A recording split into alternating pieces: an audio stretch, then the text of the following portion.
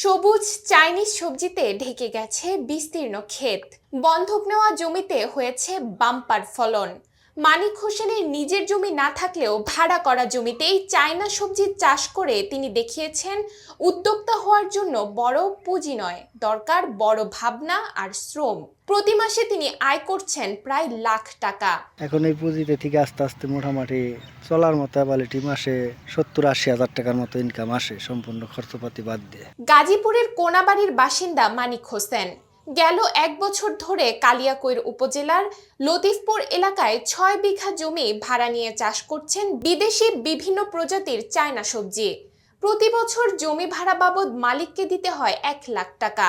তবুও হিসাব বলছে সব খরচ বাদেই প্রতি মাসে 70 থেকে 80 হাজার টাকা লাভ হচ্ছে তার।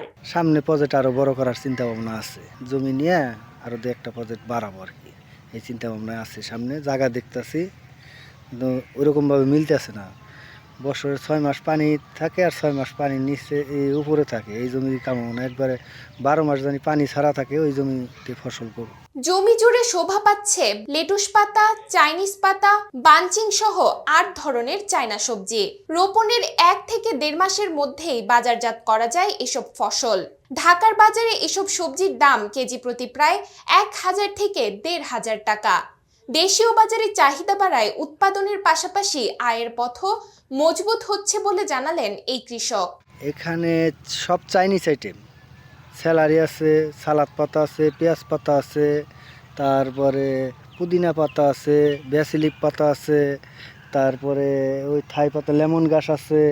এখানে সব ঢাকা কারণ বাজার এবং গুলশান 1 নম্বর, 2 নম্বর এবং বনানী বাজার, এই মার্কেটগুলাই সেল দিই আমরা। স্থানীয় কৃষি বিভাগ বলছে উচ্চ মূল্যের এসব ফসল চাষে প্রযুক্তিগত সহায়তা দিলে এলাকায় তৈরি হবে নতুন সম্ভাবনার বাজার। চাষিদের আগ্রহ বাড়তে থাকায় সহায়তার প্রতিশ্রুতিও মিলছে কৃষি অফিস থেকে।